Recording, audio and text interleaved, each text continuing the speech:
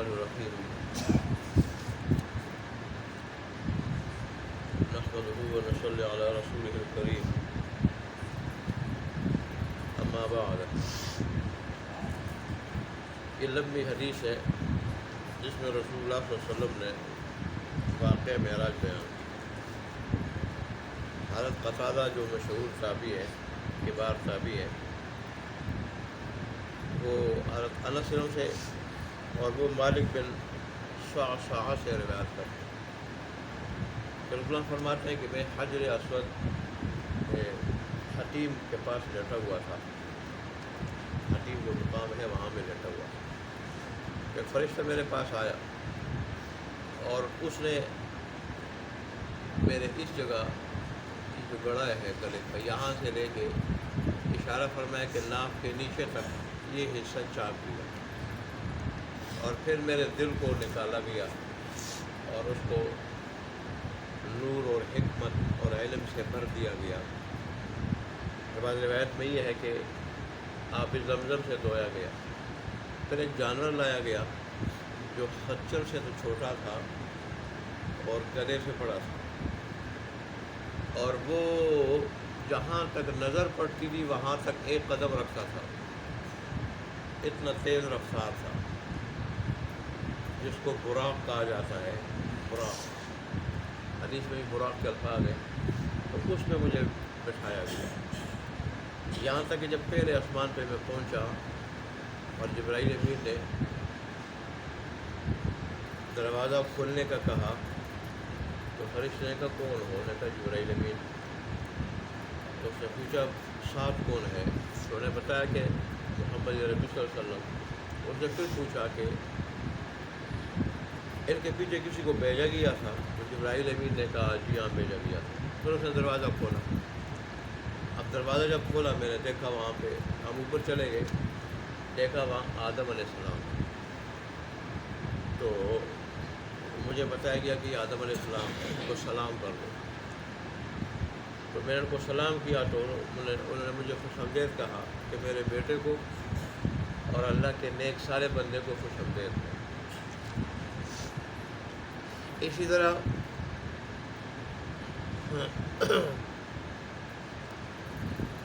ہم پھر دوسرے آسمان پہ گئے تو وہاں بھی جبرائیل امین نے اس طرح دروازہ کھلوایا اور فرشتے نے وہی سوال جواب کیا اور جبرائیل امین نے وہی جواب دیا۔ تو انہوں نے پھر ہمیں خوش آمدید کہا کہ جب اللہ تبارک و تعالیٰ کی طرف سے کسی کو بھیجا گیا تھا اور بلائے پہ آئے ہیں تو ان کو خوش آمدید۔ پھر دروازہ کھولا گیا تو وہاں دوسرے آسمان پہ ہمیں یحییٰ اور عیسیٰ علیہ السلام جو آپس میں خالازاد تھے وہ ملے۔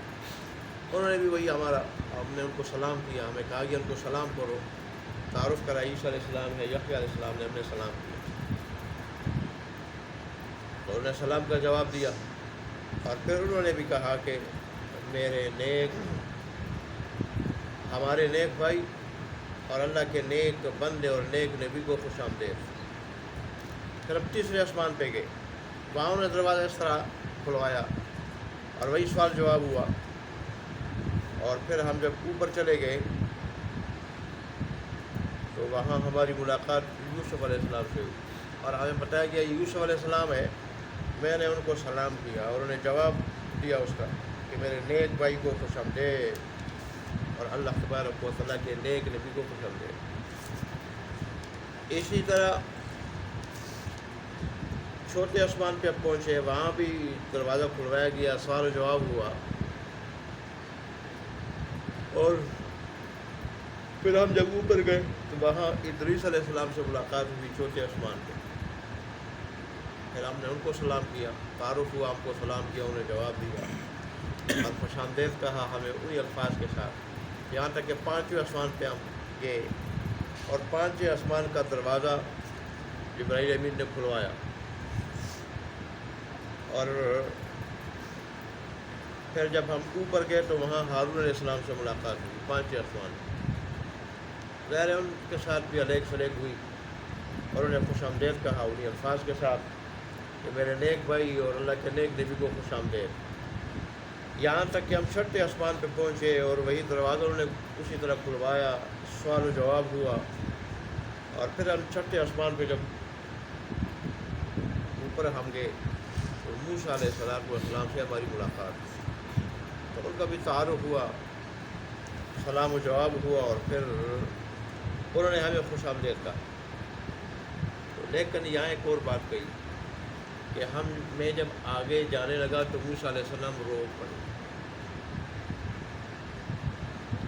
تو جب وجہ پوچھی گئی رونے کی تو انہوں نے کہا کہ ایک جوان ہے جو میرے بعد آئے گا، بعد آنے والا ہے، لیکن اس کی امت میری عمر سے بہت زیادہ ہوگی، میری عمر سے بہت زیادہ ہوگی۔ یہ تو گزشتہ احادیث میں آپ پڑھ چکے ہیں کہ رسول اللہ صلی اللہ علیہ وآلہ وسلم کی امت کی 120 صفوں میں سے 80 صفحے صرف اس امت کی ہوں اور باقی صفحے ساری کی ساری امتوں کی ہوں۔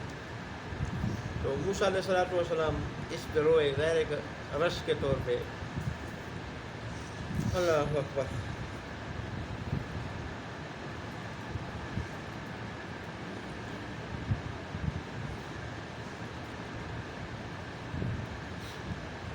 یہاں بھی وہی کچھ ہوا، اور پھر ہم اوپر گئے 7ویں آسمان پہ۔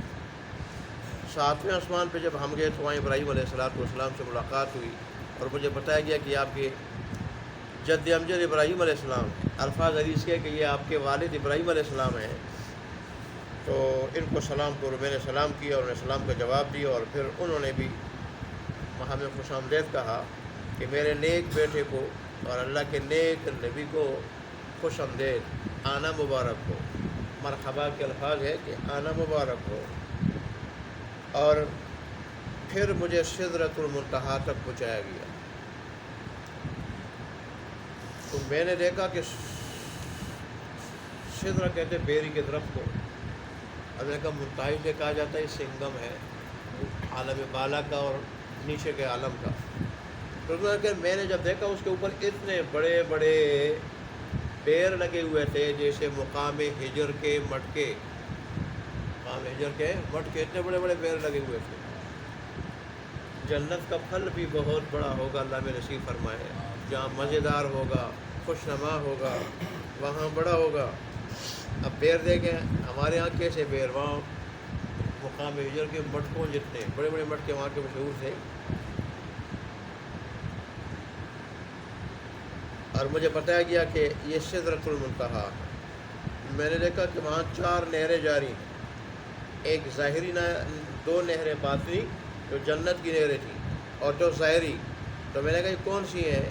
ابراہیم سے میں نے پوچھا، تو انہوں نے کہا جو باطنی نہریں یہ جنت کی ہے، اور ظاہری جو نہریں یہ ایک نیل ہے اور ایک فرات ہے۔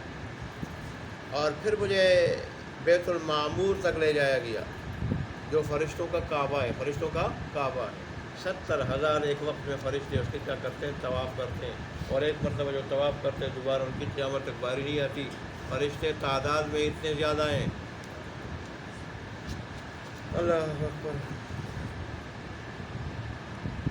اور پھر وہاں مجھے آزمایا گیا، بیت المعمور کے پاس مجھے آزمایا گیا۔ ایک برتن میں شراب لایا گیا، ایک میں دودھ اور ایک میں شہد۔ تو میں نے دودھ والا جو برتن تھا اس کو اپنایا، شراب کو میں نے کیا کر دیا؟ چھوڑ دیا۔ جبرائیل نے مجھے بتایا کہ آپ نے بالکل فطرت سلیمہ کے مطابق کام کیا۔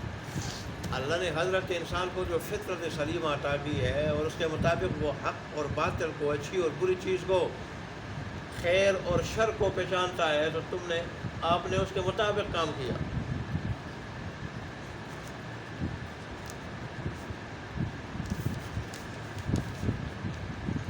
اور پھر انہوں نے بتایا کہ اس کی وجہ سے آپ اور آپ کی امت بھی فطرت پہ رہے گی۔